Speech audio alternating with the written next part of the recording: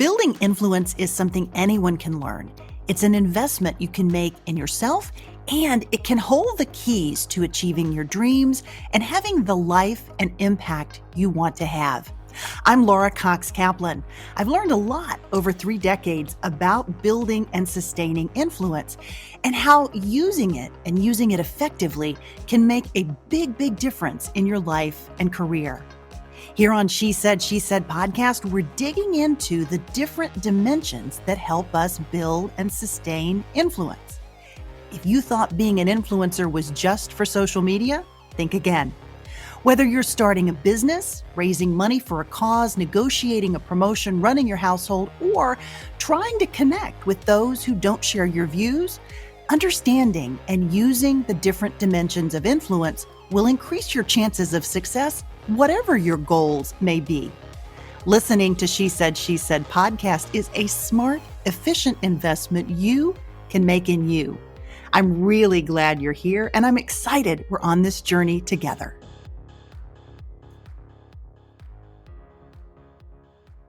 Hey friend, welcome to the podcast. Have you ever heard the advice to dress for the job that you want versus the job that you already have? How about a different take on that same concept? Dress for the mood you want versus the mood that you might currently be in, especially if it's bad.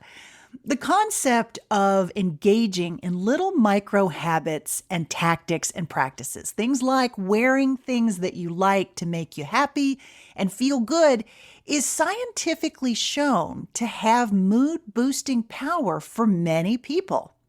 The same can be said of a lot of other types of micro habits that we can engage in that actually help us create the conditions to impact the way we might react to setbacks and roadblocks along our path. It's about mindset and things that we can do to create a mindset that's geared to support us better when we ultimately fail. Now, I've just completed teaching a course on influence that I developed for the Women in Politics Institute at American University here in Washington, D.C. As part of that course, we did a deep dive into the concept of mindset and the science behind it and how all of that relates to our stories, both the stories we tell ourselves and the stories that we ultimately share with the world. Mindset and engaging in activities that help us achieve a level of optimism is actually a powerful concept that goes all the way back to the king of influence, the much celebrated and I would say often parodied Dale Carnegie.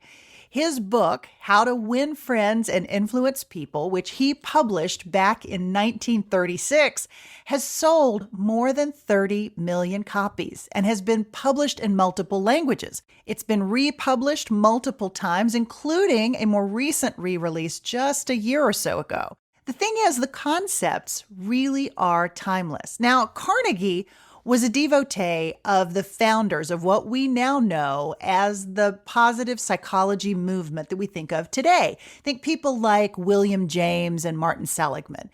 But what's so powerful and potentially useful is the connection to how shifts in behaviors, often really small ones, when practiced consistently and habitually, can impact not only our mindset, but how we face a challenge. And then the potential impact that has on the outcome. So even if our mindset doesn't change the ultimate outcome, it can shift the story that we tell ourselves about the potential value that comes from a setback. Now, this week, I'm drawing from our archives a conversation that I loved that we recorded back in 2021. I think it's one of the better conversations that I've had on this podcast to actually illustrate this concept of mood-boosting micro habits. My guest is Meaghan B Murphy. She wrote a terrific book called Your Fully Charged Life, where she illustrates so much of what I'm talking about. Meaghan is a journalist, the current editor-in-chief of Women's Day magazine, and a source of consistently practiced positivity and mood-boosting habits on Instagram. She is also a regular guest on the Today Show as well. When I originally released this episode, quite honestly, I wasn't happy with the audio quality. So we have gone back, and with the help of my new fabulous editor, Somnath, we've cleaned it up and tightened it up. And I think you will get a lot of great food for thought and certainly some great tactical tools that you can draw on to help you shift and maintain a positive mindset and outlook. She'll give you a lot to think about. No one is 100% positive every minute of the day. But if the science is to be believed, there are things that each of us can do that will impact that and can ultimately make us feel happier overall. But now let's connect this concept just a little more directly to the concept of influence. Some 80 years ago, Dale Carnegie actually saw this influence mindset connection. Specifically, he noticed the difference between how some people faced obstacles and setbacks as opportunities versus those who didn't, and the impact that that particular mindset seemed to have on influence and power and ultimately success in life. It's not hard to understand why someone who looks at challenges and setbacks as opportunities might indeed be more influential and more in demand, might be the person that management goes to when they're deciding who should be on which team and who should be selected for a promotion. Friend, I'd love to hear your thoughts on this topic and the conversation with Meaghan B Murphy. You can reach me via the link in the show notes, or you can email me directly at info@shesaid.media. For now, here is my conversation with the fabulous Meaghan B Murphy. Meaghan, welcome to She Said, She Said. Yay! Thanks for having me. Well, I'm so happy to have you. I am a big fan of your book. One of the things that I think would surprise people if they follow you on Instagram, if they see you on all these morning shows, is that this idea of being the yay person, of being this constantly positive and optimistic person, did not necessarily come naturally to you. You've not always been this way. Talk about that. Oh no, I find this so amusing because I trained to live this way, right? I trained to live with optimism and joy. I trained to practice positivity and to prioritize positivity. So in the same way I may have trained to run a 5K and then a 10K and then a marathon, I trained to become an optimist. I trained to fart rainbows. Like, this does not come naturally to me. I think it's amusing because, I mean, my nickname was Grumpy as a child. I wore a necklace with Grumpy the Dwarf, this gold necklace that my parents had given me, and I wore it so proudly, like, yes, life sucks and I am the embodiment of negativity. I mean, I did a play in 5th grade, which was wonderful because that's how I learned I had a talent for performing and acting. But we wrote our own characters, and my character was Meggie. And that character was legitimately the embodiment of negativity. And anything anybody said, I was like, and that was like my character. And it was my entry into acting. And so now I'm really super happy for that. But when I look back, I'm like, who was that kid? Yeah. Who was that person? And it led me to some really crap times, right? I mean, I was always just sort of like, I was a kid with lots of emotions. I'm an empath and I feel big. And as a young person, I didn't know what to do with that. Right. And I would cry, and laugh in the same breath. And it was just all these big surges of emotion. And I didn't know what to do with those emotions. And I can now look back and say, oh, well, I developed an eating disorder to stifle them, to quiet them, so I didn't have to deal with them. And I became like a raging anorexic and landed myself in the hospital. And, I tell the story in the book, but my best friend and I were, kind of partners in this spiral. And she tragically jumped out of a car and died en route to be hospitalized with me. So like, I had some crap teen years. Like, those were hard times. And I can just look back at them kind of casually now because I'm 45 and a mother of 3 and so far past that. And it almost feels like someone else's life. But boy, was it hard to live that way. And so I began, I did therapy and outpatient treatment and a lot of work on myself. And I began to live a little bit more normally, right? Mm-hmm. I got over my eating disorder and all of the things, but I still wasn't a very happy person. I wasn't a very joyful person. And I think it wasn't until, and I talk about this in the book as well, that I was an editor at Cosmopolitan magazine, and I was assigned this story called The 7 Secrets of Happiness. Mm. Like, That's what happens as a magazine editor. The boss is like, okay, happiness is trending. We need something on happiness. 7 secrets of happiness, go. And then as the editor, you're like, okay, let me figure out what the heck that means. And you start to do your research and you start to do your reporting and you turn that into a 6-page feature. And so that's what I was challenged to do. And I turned it into this, 6-page feature. But in the process, I looked at the fields of positive psychology. I looked at the work of Martin Seligman. I looked at neuroscience. And I started to have this awakening of sorts that, wow, happiness wasn't just this bullshit bumper sticker platitude that meant nothing to me because it was so elusive and frankly like annoying. But it was actually something you could actively pursue, actively do, make choices every day to inch toward happiness, to move the happiness needle. And that was intriguing to me, that there were these people who researchers would call who were flourishing and thriving and had a zest for life. And they lived differently than me. And I was intrigued by that. I was intrigued by the things they were doing and the action steps they were taking to live differently. And I sort of dabbled in positivity and I dabbled in optimism and I liked it. And then started to make gradual changes living that way. And then figuring out like why things were working, why things weren't working, kind of living the science and testing it all out on myself as a guinea pig. Yeah. Was it hard for people around you as you began to make this pivot and doing these small things every day and really turning yourself into a person who has what seems like irrepressible positivity? You wear lightning bolts on your clothing. You have yay days. I mean, your whole today I only have my lightning bolt necklace. This is me being subtle. But was it earrings too, tattoo? Was it hard for people who had been in your life to come along with you on this journey? It can be hard for us when we pivot and evolve as people, for the people who have been with us sometimes to stay with us for that. It's weird for them. Well, no, frankly, it wasn't like this black and white night and day transformation. I mean, it was over the course of, probably 15 years, right? Like it wasn't like, who is that? Right. We don't recognize Meaghan anymore. She smiles a lot. It wasn't like that. It wasn't like, aha, the happiness gates opened and here she is.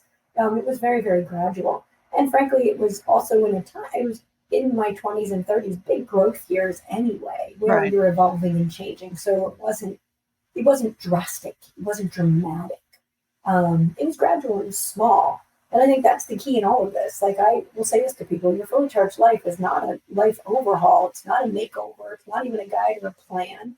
There are small things that you can do every day that might change the way you see things, change the way you feel things, change the way you do things, and ultimately make you happier and give you a little joy jumpstart. Yeah. Talk a little bit about the methodology that you came up with that you have now included in the book. Right? I guess I should back up and say you came up with these theories, but maybe talk about which came first. Did you decide to write the book or did you come up with the methodology? Which of those actually came first? So I basically just lived a lot of life, realized a lot of what I was doing was working, and then kind of backtracked and tried to, give it a framework and give it a name and understand why it works and support it with science.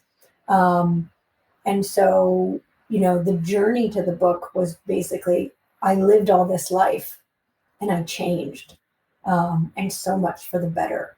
And I had the tools and the resources to go through hard things more easily. When my dad was diagnosed with pancreatic cancer and was gone in 5 months, it sucked and it was awful, but I had the tools to get through it, to move through it with grit and grace. And I wanted to share those tools with other people because at my core, I'm a service journalist, right? I've worked everywhere from, Cosmopolitan to Good Housekeeping to Self magazine for 9 years. Like I'm a service journalist. Like if I find something that works, if I find some news that I think you could use, I have to share it. That's what I'm compelled to do. And so when I was sort of faced with yet another challenging time and sort of realizing, like, hey, wait a second, like these tools in my toolkit, they're getting me through this. And it doesn't numb the pain, it doesn't close the hole in my heart, but I'm getting through this. And I'm getting through it more easily than I would have imagined, right? Like I'm moving through this. Mhm. And so it was really, I just felt very, very compelled to share those strategies. I think my skill as a journalist and as an author is simply that I'm able to, what I like to say is fun filter science, fun filter facts, so that I'm going to give you the action step that might actually work in real life. Mm. So I might look at a concept like cognitive reappraisal and think, wow, that's genius. But if I tell the average person, okay, well, here's this thing called cognitive reappraisal, go. And I'm like, okay, Meg, what are you talking about? But if I say, okay, we're going to reframe what's lame. Here's how to change that stinking thinking. Here are Mm. 3 examples. I might get you on board. Mhm. And that's really my skill as a magazine editor and journalist is, these are lots of concepts that you've probably heard of or probably know, but I feel that they're fun filtered and they're bite-sized action steps put into real world context so that you're going to be like, oh, that's how I could do that. Oh, yes, that's how I could, that might work in my own life. Great. Yeah. Talk about how COVID enabled you to really test these theories. And where Mhm. was the book at the point in which COVID hit? Because the book Well, wasn't published until I think February of 2021, yeah, right? it came out in February. I finished the book in April. Wow. So we went on, it was a kind of a crazy time for me because in March, right before lockdown, I was named editor in chief of Woman's Day magazine. So I've been the executive editor of Good Housekeeping for 6 years. And then I was named editor in chief of Woman's Day magazine. And then we went on lockdown. So I never cleared out my Good Housekeeping office. I never moved into the new space. Thankfully, it's all the same company. It was still Hearst and whatnot. So like they sent a computer home, they sent a monitor home, and then I gradually, as the year went on, built out a home office because I had never worked from home in my life. Did you Right. know the team though? I mean, were you So literally? no, this is like that. So I mean, I knew of some of them. Like, so my creative director, I had been in a meeting with or a room before, but we had never worked together. Wow. My deputy editor, who I hired remotely during the course of the pandemic, was somebody I had worked with prior at Good Housekeeping, and I was basically like, "Hey, listen, I'm going to be doing this thing. You want to do it with me?" And she sort of took a leap of faith and was like, "Okay, yeah, okay, I'll be your deputy." And I'm like, it was crazy. I couldn't even tell her salary or the exact title or anything. I'm just like, you want to do this? And then like my art team and many of the people, like I knew of them, but we had never worked together before. And Right. then we're tasked with kind of reinventing the magazine, refreshing it, redesigning it. I mean, we Did, changed the logo, we changed everything. and, And and and that was happening, COVID notwithstanding, right? it was happening. You were hired to recreate this, but then you're also doing it in the context of Mhm. COVID. So Yeah, it was pretty wild. what was that like? I mean, it was pretty wild, right? The joy and the beauty, and I silverline everything. So this is what you'll learn about me quickly. I felt like it was such a great opportunity because, hey, listen, if I fall on my face, if I really F it up and do a terrible job, I'll just blame it on COVID. Well, it was a pandemic. What'd you expect, right? So I was like, let's just go for it. Let's just shoot for the moon because there's no failure in this, right? Like we got an scapegoat. We got a pandemic we can blame it on. Let's blow up the logo. Let's blow up the inside pages. Let's get rid of everything and start fresh. Like, I just felt like this immense freedom from failure because I was like, excuse team, don't worry about it. Blame it on a pandemic. That's Um, amazing. But it was pretty wild too because simultaneously I was homeschooling 3 children, right? Because Right. at that point, my 3 kids, I had a kindergartner, a second grader, and a fourth grader. So like, I'm trying to get them onto Google Classroom this and Zoom that, and like at one point, like I'm making a paper sloth with my kindergartner. I'm trying to do this new math where you don't carry ones. And I thought even carrying the one back in the day was hard. So now not carrying the one is really making my brain fall out of my ear. Amen. I have a book due. Like, so my book is due in, that was, my book was due in April. April 14th, my book was due. It wasn't finished. Um, and I'm making this new magazine. Oh, and I have a podcast, which I'm now doing in my attic because there it's a little bit quiet. It was like very, very surreal. Um, and there were moments where you're just like, I was like, okay, I'm crying in the shower because I'm scared. I'm scared of the mail. I'm scared of my groceries. We can't leave the house. I'm scared of people. I'm scared of the world. I'm completely overwhelmed. Um, and like, granted, like we were lucky enough in those early days not to be sick. We ultimately did get COVID, and we were lucky enough to be healthy in the early days. But it was a lot. Yeah. It's fun to like go back and be like, we did that. I mean, there were so many beautiful silver linings during COVID. One of my favorite things is like my husband became like a secret handyman. I mean, he was like changing lights. I was like, oh, now that this little closet is my office, like I really like this. Like he's YouTubing and changing out light fixtures, and he fixed the plumbing. We had a leak in the sink. Next thing I know, he's got tools. I didn't even know he had all these tools, and he's like under the sink Yeah. watching a YouTube video and fixing the sink. Like, so, like that was one of the fun highlights and silver linings of COVID. Is we realized that my husband is pretty damn handy, in the family dinners and the more time with my kids. And then ultimately, as things eased up, we were able to put them in school this year, into like a little private Catholic school that went 8 to 3, which was beautiful. Um, I remember what the question was because I just went on a COVID tangent, but it was a crazy, Yeah. wild ride of a year.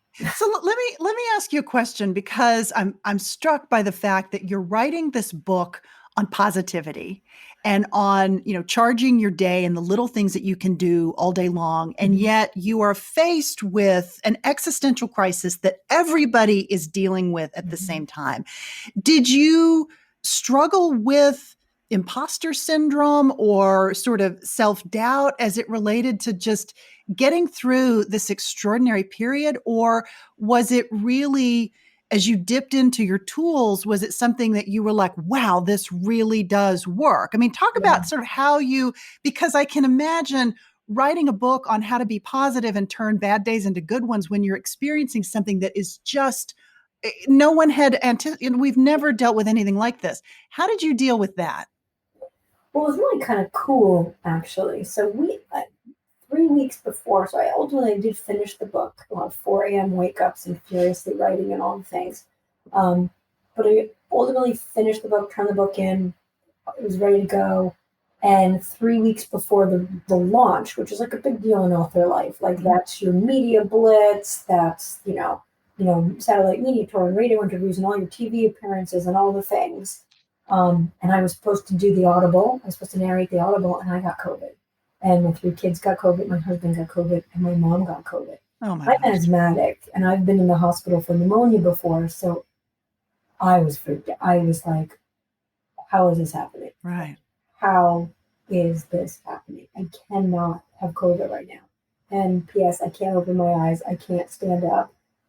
My kids are 103 fevers and vomiting all over the house, and my husband is on the couch, incapacitated, and like I have to narrate a oh my gosh, like it was like surreal, Right. but it was such a gift because if I had had any doubts, any imposter syndrome, any anything, um, I now got this gift of being able to completely lean into my toolkit, lean into all the strategies and all the things I talk about in your fully charged life, apply them once again, and come out the other side smiling. Um, and so I just, it was actually a gift to Yeah. get to one more time put your fully charged life practices into practice and know how well they work. And it just reinforced how badly I wanted to give this gift to the world. Like, this is my legacy. Right. And so I was really, really thrilled. And I can just talk you through what some of living fully charged looks like in the face of any adversity. But for me, that day I was diagnosed with COVID, it was like, okay, what does a fully charged person do? Yeah. They own the bad, right? Like you give yourself full permission to sit with what sucks. Like, damn it to hell. I want to cry right now. I want to rage right now. I want to scream right now. And then I locked my bedroom door and I was like, and like had the moment of like, it's my husband's fault. He shouldn't have gone to the eye doctor. Maybe he got it at the eye doctor. How I shouldn't have gone to the grocery store. Maybe I got it from the produce section. Like, so you have the full like rage and anger and blame and tears and fear and everything. So like absolutely felt it all. Went through that full range of emotions. But I don't get stuck there. And so instead of saying, why me? Woe is me, then I reframe it. And I Right. say, why not me? Why not me? Why not? And then I will tell myself things like, hey, listen, you're an otherwise strong and healthy person. Like, you can do this. And then I will flash back to something hard I've done in the past and realize I'm a person who does hard things. Wait, I had pneumonia and that wasn't fun, and being in the hospital on oxygen wasn't fun, but I got through that and I will get through this because I'm a person who does hard things. And then I find purpose and I try to assign purpose and meaning to the struggle. Okay, how can I give purpose to this? Well, listen, I have neighbors and friends and people who had COVID and lied about it and hid it because there was this stigma attached to having had COVID. And I was like, hell to the no. I'm going to wear that scarlet letter C loud and proud and let people know, that COVID happens. And it happens to the best of us. And it happens to the most careful of us. And it's okay. And if you have COVID, like get the help you need. Don't be embarrassed. There should be no shame in your game. And I helped destigmatize that. I've got a loud platform and I'm a public figure, whatever that means. So I'm going to destigmatize it. And I'm now giving purpose to my struggle. And I also felt that when I got COVID, I didn't know what to do. I called my doctor. I didn't get a response. Like I felt very helpless. And I didn't want anyone else to feel that way. So it became very important for me to create a COVID toolkit, a COVID recovery toolkit. I was able to call a doctor that had been on my podcast. She mapped out a recovery toolkit for me. And I'm like, okay, I'm going to share that on Instagram. I'm going to put it in my highlights. I'm going to make sure that anybody who gets COVID has this same resource and support. And once I started to give purpose to this struggle, to flash back to things I've done in the past that were hard that I got through, wow, I started to inch forward. I started to get unstuck. And then I rely on other fully charged strategies I have, like filling my house with fresh flowers. That is mood magic. There's great Harvard research around the power of fresh flowers to reduce anxiety and stress. And I called a very good friend. So I reached out. I was social. I had that human connection, which is so important. And I was like, I need you to go to, I asked for help, which is also very empowering. Accepting help, also really healthy. My friend went to Trader Joe's and FaceTimed me and flower shopped and then dropped off the flowers on my front porch. And then I arranged flowers in my house in my sickest days. And damn, did that improve my mood. Yeah. These little things. I have endless little strategies like this, all science proven, that can help you get unstuck. Yeah. Because I think a lot of us are feeling right now is a little bit joyless. Even as we come out of these hard times, the future is scary. It's uncertain. And so how do you get unstuck? How do you get out of your own way? It's just creating positive momentum. And there's tons of little things you can do to begin to create that momentum. Yeah. It ties into a topic that we talk about on this podcast a lot, which is this idea of mindset and how you show up to the world and the fact that you can often, maybe not 100% of the time, but much of the time, you can choose how you show up. You can choose the actions that you take. And this book really reinforces that whole notion of it's about choice and little choices that you can make every single day. You have a daily yay list. Maybe talk about that because I love this idea. So gratitude is the secret sauce in life, right? Grateful people are happy people. That's all the research will say. The P in the PERMA theory of wellness is positive emotions, and gratitude is one of the key things that causes and creates those positive emotions and feelings. And I'm a person who I'm not very woo-woo, no crystals in my pocket. Like I respect all of that, but it just doesn't work for me. Mm. Anything that feels homeworky, um, I just don't stick with. So as much as I know keeping a gratitude diary, keeping a gratitude journal is really beneficial and awesome, I can't keep that up. I can't do that. Maybe I'll do it for a day and then it goes away. And so what I really started to practice was the yay list. And I will ask my family, what made you say yay today? I will ask my kids, what made you say yay today? And it's a way of seeking out the good in the world, prioritizing positivity, appreciating the good in your day, the good in the world, and verbally documenting it. Maybe you're documenting, I document it on social media. I have my own account called the Yay List, Mm-hmm. which is just a positive community sharing good times and good thoughts with good people.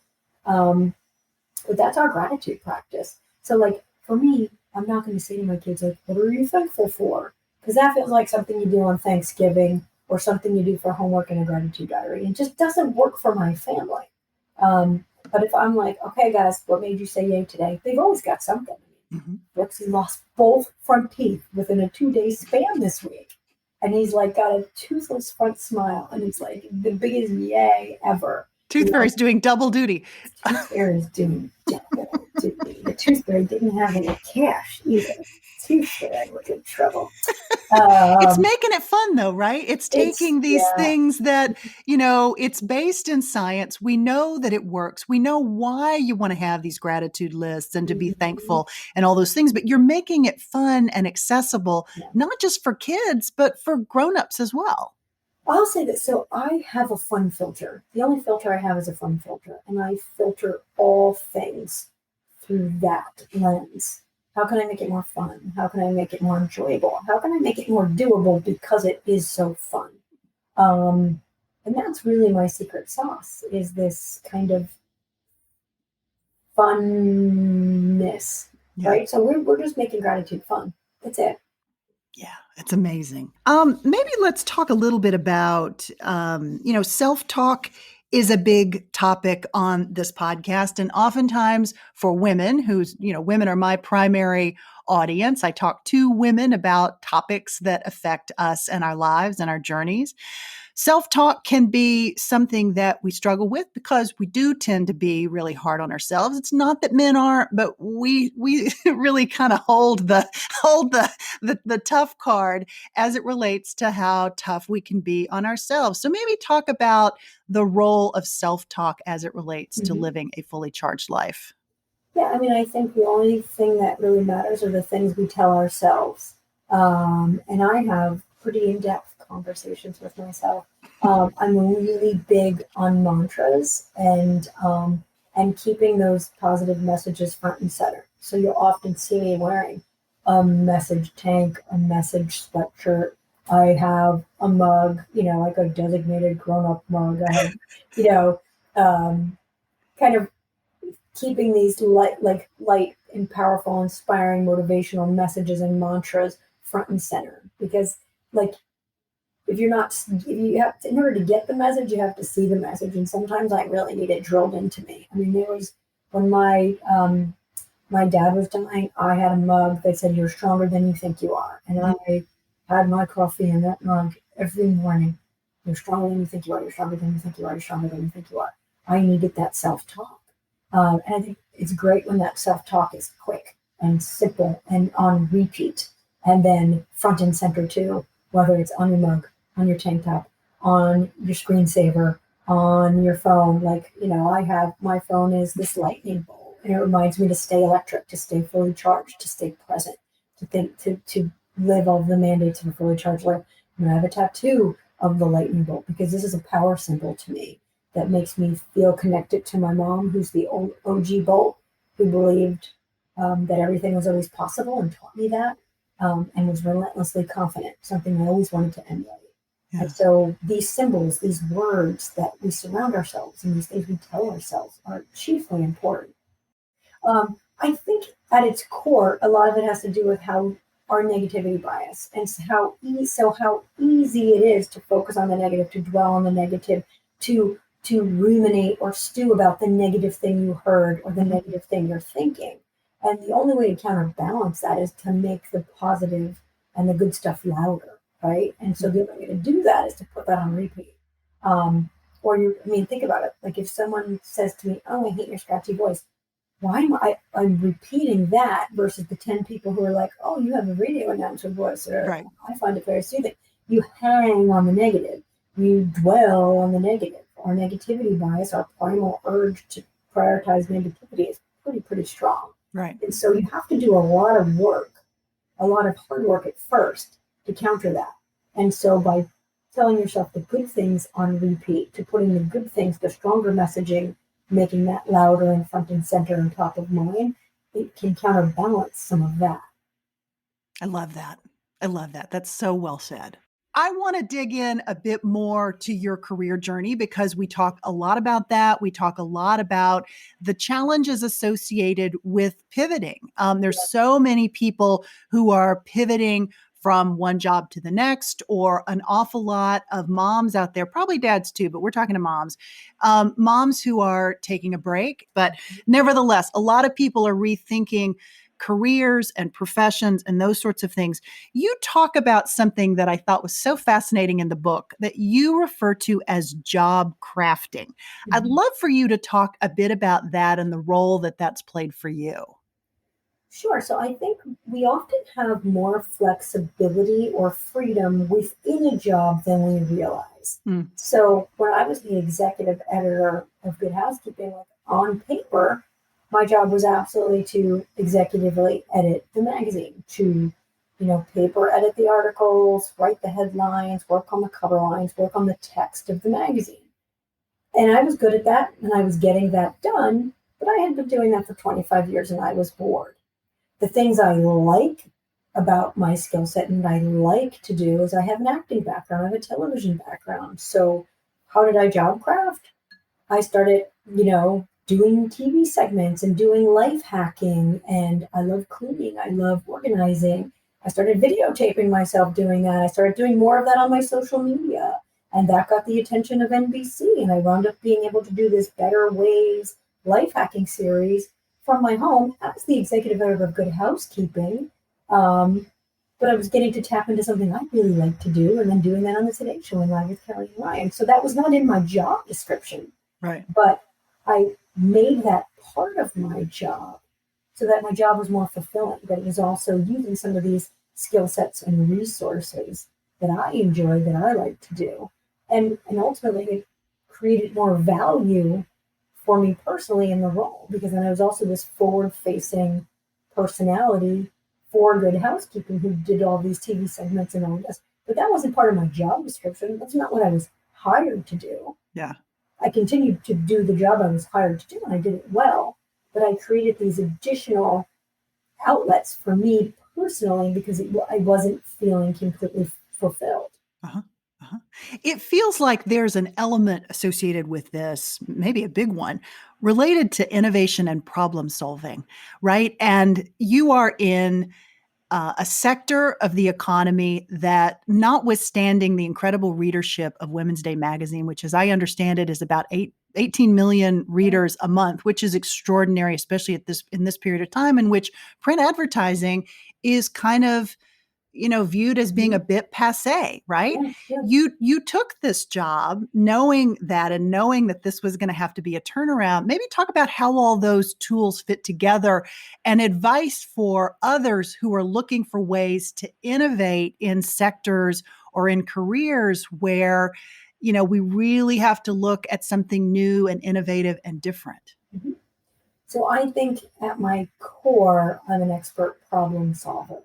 And when I took over the job of Women's Day magazine, I really looked at this global problem, right? We were all in this like state of angst and panic and fear. The world was sort of crashing and burning around us. And so the way I reimagined this magazine was, what if this is the escape? What if this is destination celebration, no holiday left behind from Taco Tuesday to Christmas? And what if this is a place, this joyful escape for people that allows them to put happy on the calendar, and even in hard times, celebrate, find some moments of levity and light, because guess what? That's really necessary, and that's going to carry us through. And so that's the way I reimagined and repositioned the magazine. Um, and it was really just noticing, a problem, feeling like sort of taking the temperature of the world around me and then trying to come up with a solution that would help, hug it out, right? Like I really wanted this magazine to feel like this big hug in this moment. And it was kind of selfish. Like I needed to create this thing because that's how I was feeling. And I Right. wanted to like get excited about National Donut Day, which happens to be today. Or I wanted to get excited about, watermelon because it's National Watermelon Day. I wanted to be able to give myself permission to find joy in hard times. And I wanted to give the readers permission to put happy on the calendar. Love that. Meaghan, I am grateful. Thank you very much. This was wonderful. Yay, thank you. Hey, friend, thanks so much for being with me today. I could really use your help. I would love your feedback on today's topic and on any others that you think we should cover here at She Said, She Said podcast. I would really, really love to hear. Be sure to send your thoughts and your feedback my way. You can reach me at info@shesaid.media. In the meantime, have a great week. You take care, and I'll talk to you soon. She Said, She Said podcast is produced weekly by She Said, She Said Media.